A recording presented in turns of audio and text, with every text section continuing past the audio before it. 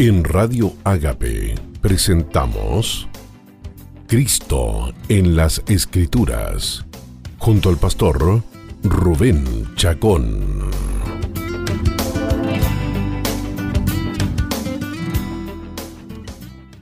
Hola, ¿qué tal amigos y amigas? Bienvenidos a su programa Cristo en las Escrituras. Como siempre, tu hermano en Cristo, Rubén Chacón Villarroel.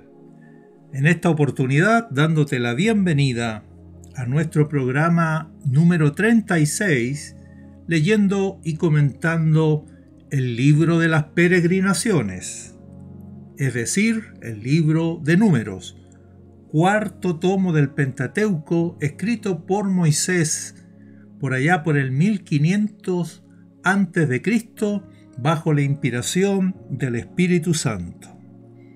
En el día de hoy nos convoca la lectura y los comentarios del capítulo 22 del libro de Números, que dice así en su primer versículo: Partieron los hijos de Israel y acamparon en los campos de Moab, junto al Jordán, frente a Jericó. En el capítulo 22, versículo 1, aparece nuevamente el verbo partieron, lo cual indica que los hijos de Israel trasladaron el campamento desde los montes de Abiram hasta los campos de Moab, junto al Jordán, frente a Jericó. Esta será la última estación antes de cruzar el Jordán y entrar a tomar posesión de la tierra de Canaán.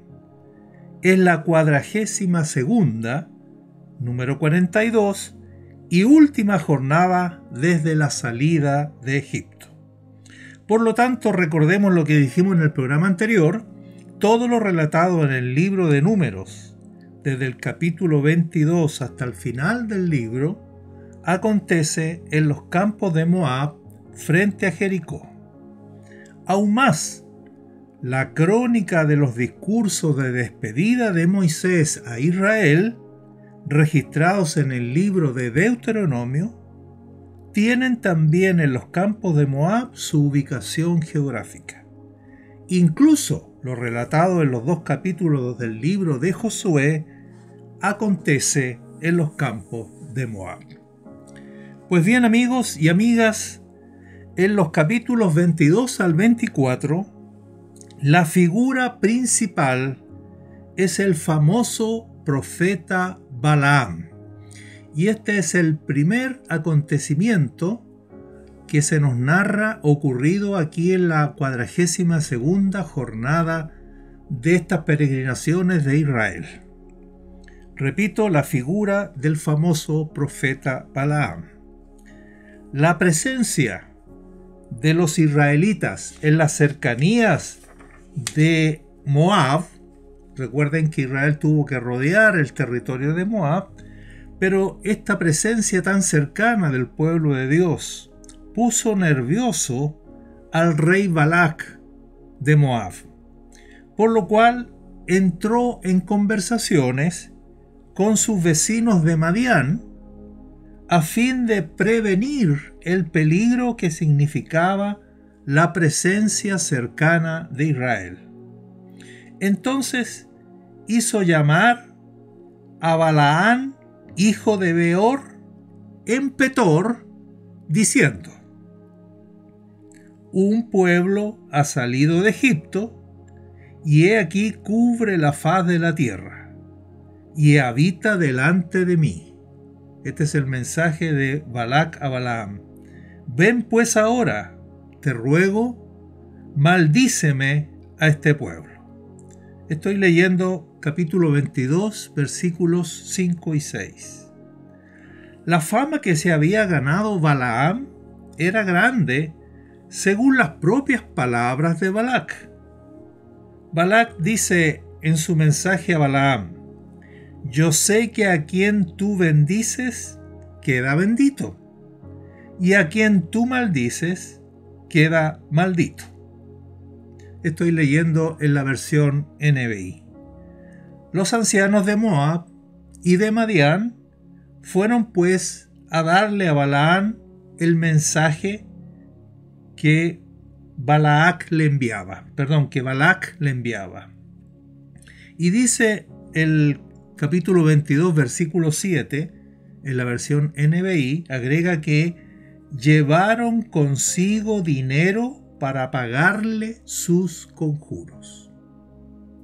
Este detalle es muy importante y por eso está registrado en el capítulo 2, versículo 7, que en la Reina Valera dice: fueron los ancianos de Moab y los ancianos de Madián con las dádivas de adivinación en su mano. Y llegaron a Balaam y le dijeron las palabras de Balac. Balaam es un personaje contradictorio. Por una parte, como no es un profeta hebreo, no pertenece al pueblo de Dios. En efecto, Balaam es madianita y residente en Petor. Es calificado de adivino en el libro de Josué capítulo 13, 22. Y puede contratársele por dinero para maldecir a un pueblo. Sus herramientas para bendecir o maldecir a alguien son también o además muy poco ortodoxas.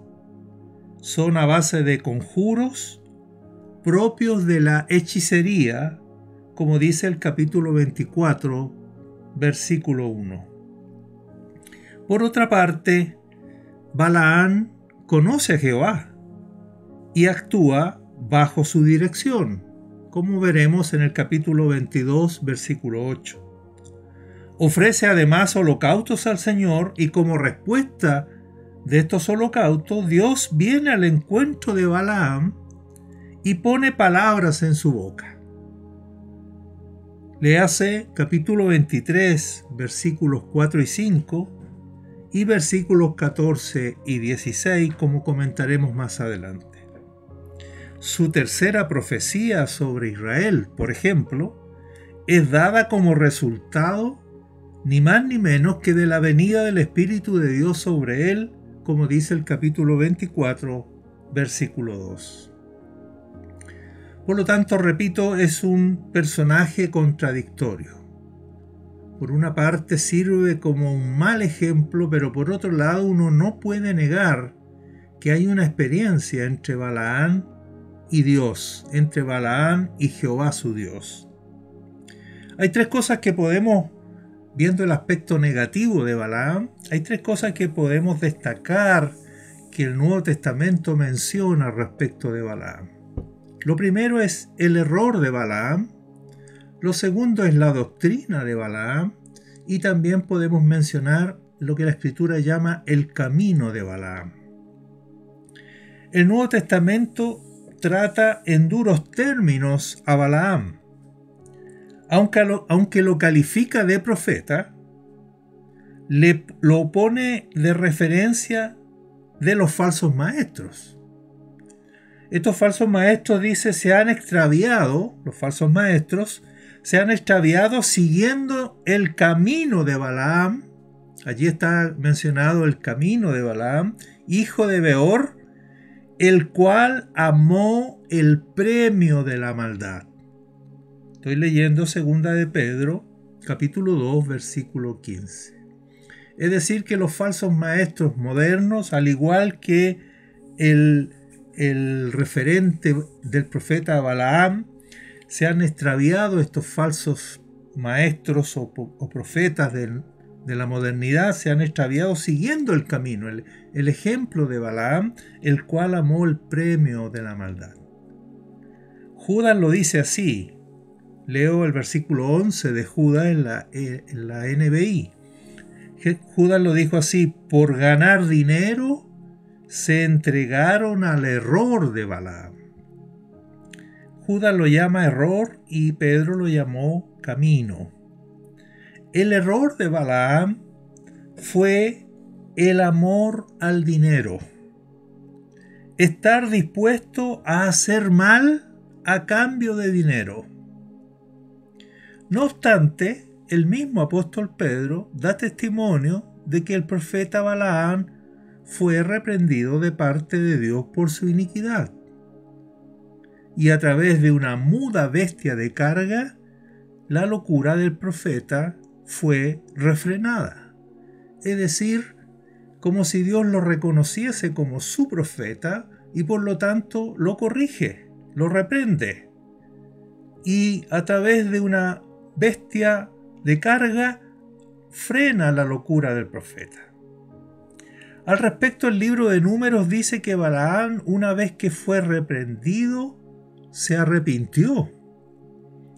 Leo los versículos 34 y 35 del capítulo 22. Entonces Balaam dijo al ángel de Jehová: he pecado, porque no sabía que tú te ponías delante de mí en el camino. Mas ahora, si te parece mal, yo me volveré. Y el ángel de Jehová dijo a Balaam: ve con esos hombres, pero la palabra que yo te diga, esa hablarás. Los capítulos 23 y 24 del libro de Números dan fe de que Balaam se sujetó a la dirección del Señor, a pesar de que, producto del malestar y enojo de Balac, rey de Moab, volvió a Madián con las manos vacías. Es decir, aunque no recibió el premio de la maldad, aunque amó eso pero no lo recibió porque finalmente obedeció a Dios, no obstante se sujetó a la instrucción del Señor y pagó las consecuencias. Capítulo 23, versículos 11 y versículo 25 y capítulo 24, versículos 10 al 13. Ese es el error de Balaam. Con respecto a la doctrina de Balaam, lo más grave de Balaam no fue aquello que el Nuevo Testamento llama el camino o el error de Balaam, sino la denominada doctrina de Balaam, como aparece en Apocalipsis 2:14. ¿A qué se refiere esta doctrina de Balaam? ¿En qué consiste? El capítulo 25 de Números dice que mientras Israel moraba en Sittim, Sittim es el lugar específico donde Israel acampó en los campos de Moab. Los campos de Moab son entonces la región, pero el lugar específico es Sittim. Dice Números 25 que mientras Israel moraba en Sittim, el pueblo comenzó a fornicar con las hijas de Moab, las cuales invitaban al pueblo a los sacrificios de sus dioses. Y el pueblo comió y se inclinó a sus dioses. Estoy leyendo capítulo 25 de Números, versículos 1 y 2. Lo que el relato no dice es cómo se originó esta idea en las mujeres moabitas. Sin embargo, el capítulo 31, 16 del libro de Números descubre algo escabroso y maligno de Balaam. Balaam aconsejó a Balac a poner tropiezo a los hijos de Israel, los cuales, atraídos por la invitación a los cultos idolátricos sexuales que celebraban las moabitas, terminaron adorando a sus dioses. Es decir, que aquello que empezó siendo una fornicación sexual terminó convertido en una fornicación espiritual. Este consejo diabólico provino de Balaam, quien se lo entregó a Balac. Ahora este consejo diabólico le significó ni más ni menos que la muerte al profeta Balaam. Lea Números capítulo 31, versículo 8. Por lo tanto, ¿cómo calificaremos a Balaam? después de estos antecedentes tanto positivos, pero que hemos destacado acá en esta primera parte, los negativos, ¿cómo lo calificaremos como un hijo del diablo a pesar de todo o como un profeta de Dios? No es fácil tomar una postura al respecto, porque si Balaam fue un hijo de Satanás, ¿cómo se explican sus experiencias con Dios y con su espíritu? ¿Cómo se explican sus genuinas, verdaderas e inspiradas profecías que dará a Israel y que veremos un poco más adelante? ¿O fue un profeta verdadero, pero que terminó convirtiéndose en un apóstata? Quizás una posible respuesta pueda ser encontrada si aprendemos a hacer una distinción entre el hombre y el don. Este criterio podría servirnos no solo para hacer un juicio espiritual de Balaam, sino también de otros ministros, como por ejemplo nuestro parecer respecto a los predicadores de la prosperidad, o con respecto a los judaizantes modernos, etc. Finalmente, distinguir entre la realidad humana de los ministros del Señor y su realidad espiritual permite hacer un análisis espiritual de todos nosotros. Así que vamos a comentar algo de Balaam, no para juzgar a Balaam en sí mismo, sino juzgándonos todos nosotros que nos llamamos ministros del Señor.